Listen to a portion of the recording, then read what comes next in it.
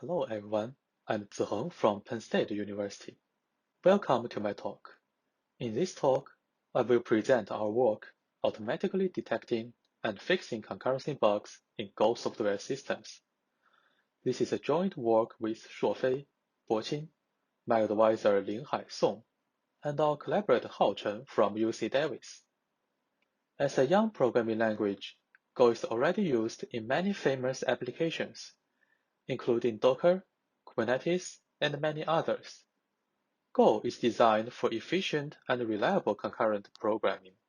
For this purpose, Go provides lightweight threads called coroutines, and also advocates using channels to explicitly passing messages for thread communication, with the belief that message passing is less error-prone than shared memory. However, there are still many concurrency bugs in Go programs. For example, many concurrency bugs are found in Docker. Moreover, channels may be more error-prone than mutexes. For example, a recent empirical study reports that 36% more blocking bugs are caused by misuse of channels. Here is a channel-related bug in Docker. At line 2, the parent coroutine creates an unbuffered channel out-down. Sending data to such an unbuffered channel blocks the coroutine until another coroutine receives from the channel.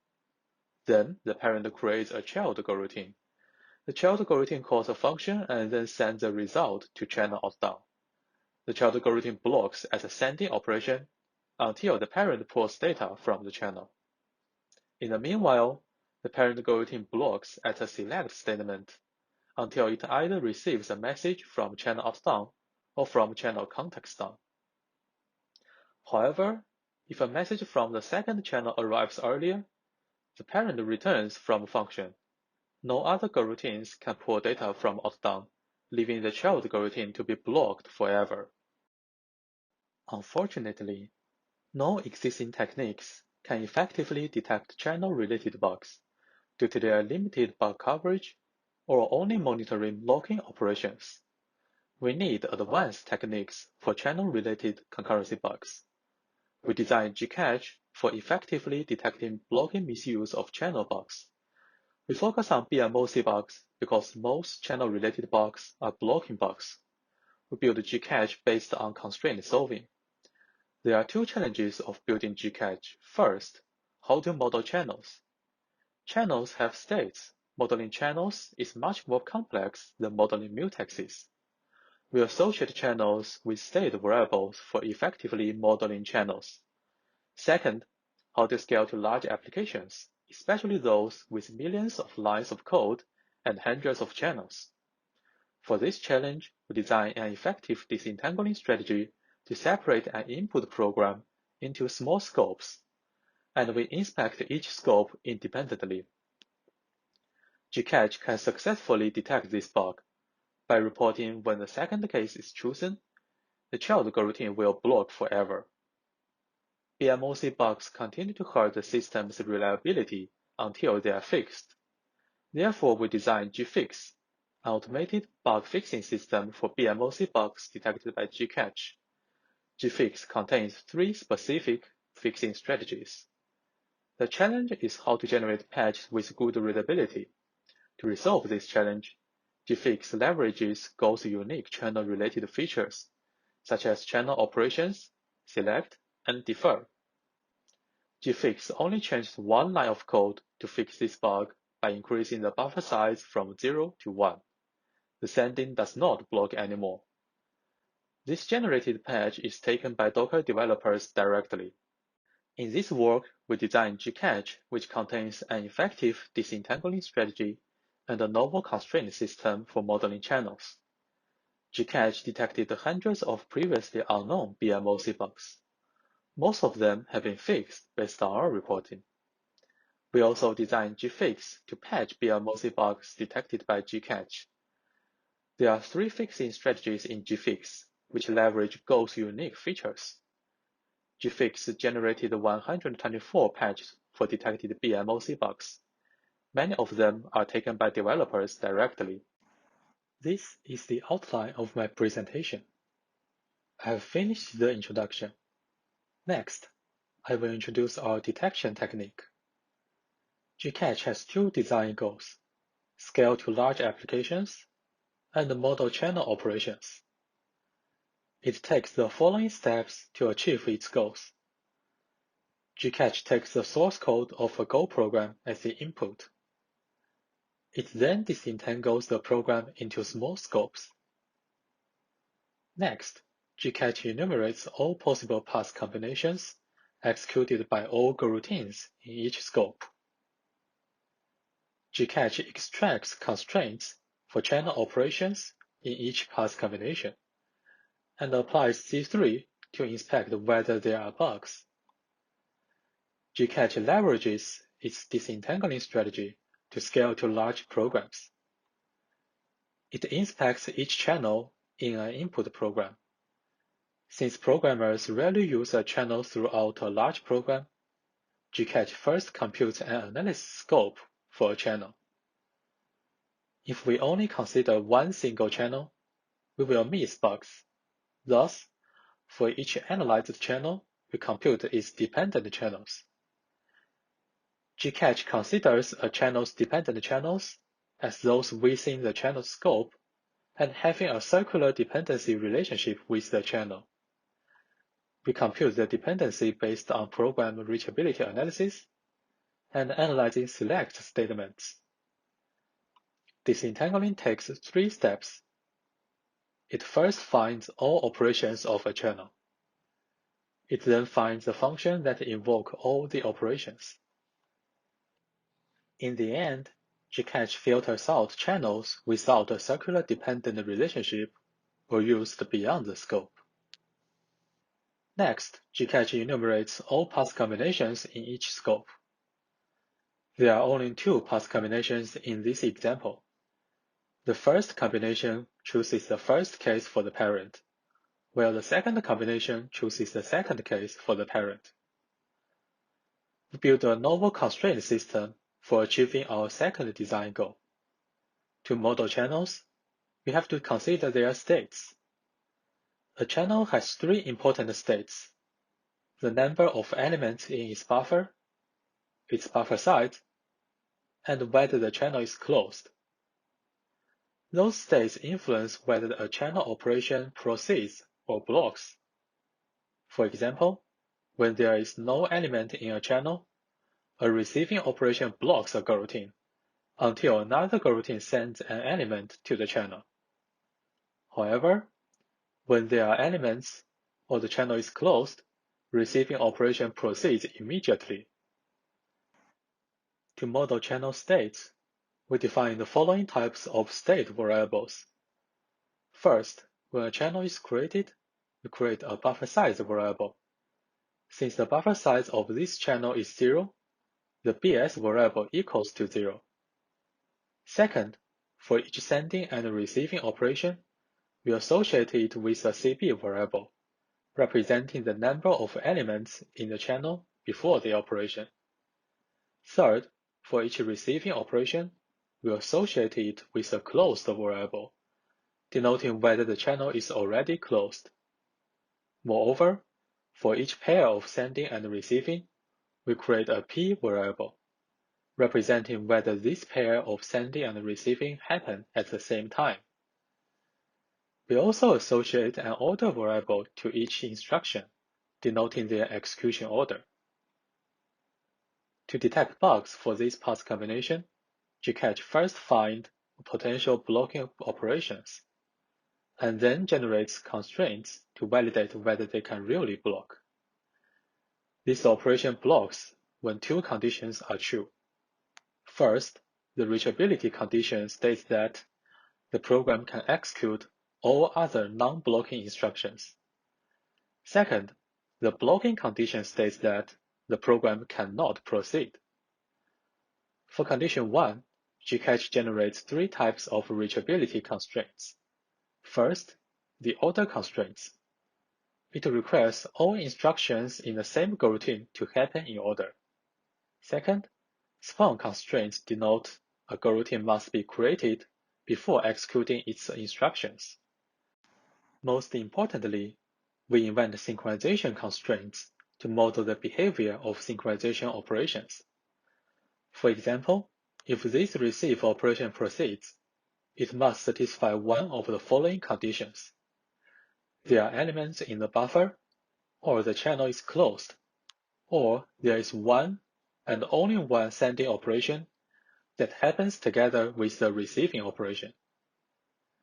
In the example, since the channel has no buffer and there is no close operation, the first two are false, and there is only one sending operation, so the receive constraint is simplified as the orders of sending and receiving operations must be the same. For the second condition, we generate blocking constraints. The blocking order constraints denote that all non-blocking operations must be executed before the blocking operations, and thus have smaller orders. The blocking synchronization constraints guarantee the blocking operations cannot proceed. In the example, the blocking send constraint requires that the buffer is full. All the constraints will be given to the constraint solver. However, the receive constraint and the blocking order constraint violate each other. So there is no solution, and thus there is no bug for this pass combination. Then let's consider the second pass combination, where the parent chooses the second case. The statement to validate is still whether the program can block at the sending operation. We will still generate variables and constraints as before. However, since channel context down is out of scope, GCatch ignores its operation and won't generate the receive constraint for it. All the other constraints are similar as the previous pass combination, but this time there is no conflict, and Z3 finds a solution, which states that those instructions follow this order, and the send operation blocks forever. And GCatch now finds a bug. We have finished the GCatch section. Next, I will introduce GFix, our fixing technique. GFix can generate patches for BMOC bugs with good readability. For this purpose, GFix proposes 3 specific fixing strategies, and all of them depend on Go's channel-related language features. GFix takes a BMOC bug detected by GCatch as input. Its dispatcher decides which strategy to use. Then, the corresponding patcher generates a patch. The first strategy increases buffer size from 0 to 1. The intuition is that increasing buffer size can unblock sending operations. And we only increase by 1 because many channels are only used to send one message. Strategy 1 can fix our previous bug example. Why can this bug be fixed? There is no instruction after the sending operation. Thus, unblocking the sending does not introduce any race condition. When the parent chooses the first case, the behavior of the program is not changed. When the parent chooses the second case, since there is an empty slot in the buffer, the sending operation can always proceed.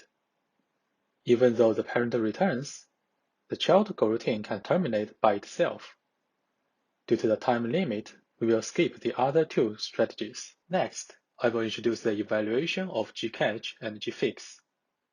We implemented GCatch using a recent stable version of Go and the SSA package.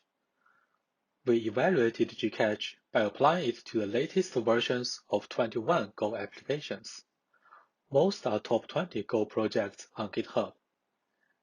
We have 3 evaluation metrics.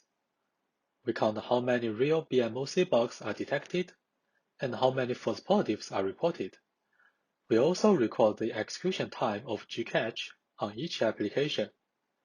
Here are part of the results. In total, GCatch has detected 149 previously unknown BMOC bugs in 10 applications. Most of them have been fixed by developers based on our reporting, which demonstrates GCatch's effectiveness. False positives are shown in the subscripts. In total, GCatch reports 51 false positives. The ratio of true positives to false positives is around 3 to 1. False positives are caused by 3 reasons: invisible passes, incorrect point analysis, and inaccurate code graph. So GCatch has good accuracy. Among all applications, 5 of them are with more than 1 million lines of code. The largest one, Kubernetes, takes the longest time to finish, which is about 26 hours. This shows GCatch is scalable to large applications. GFix is implemented using the AST package. We applied GFix to all BMOC bugs detected by GCatch and evaluated 3 metrics: the number of correctly fixed BMOC bugs, the overhead incurred by the patch generated by GFix, and the number of changed lines of code in the patches. GFix can patch 124 out of all BMOC bugs reported by GCatch. All the patches are correct, and most are applied by developers directly, meaning GFix can generate correct patches with good coverage. The performance of patches is evaluated by running corresponding unit tests and measuring the overhead. We found 116 bugs with unit tests.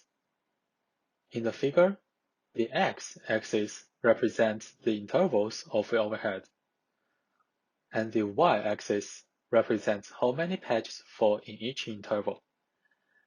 The average overhead is 0.26%, and most patches incur less than 1% overhead. The maximum overhead is less than 4%. The results show that the patches generated by GFix have good performance. Strategy 1 fixes 99 bugs by generating patches that change only 1 line of code, and there are 4 bugs fixed by Strategy 2, and 21 bugs fixed by Strategy 3. The average number of changed line of code is less than 3, so the patches also have good readability. As conclusions, we developed GCatch, an effective static BMOC bug detector with a disentangling strategy to scale to large applications, and a novel constraint system to model the behaviors of channel operations. It found 149 previously unknown BMOC bugs in top Go applications. We also developed GFix, an automatic BMOC bug fixing tool. It can fix most BMOC bugs detected by GCatch and generate patches with good readability and good performance. As for future works, we are working on a dynamic concurrency bug detecting system to avoid fundamental limitations in static analysis, such as imprecise alias results and code graphs. Our proof of concept has already detected 38 new bugs in real Go applications. Thanks for watching our presentation. GCatch and GFix are open sourced. The GitHub repo has around 300 stars, and our paper is liked by over 100 users on Reddit. Welcome to scan the QR codes to try our tools or attend our QA session. Please do not hesitate to ask me any questions.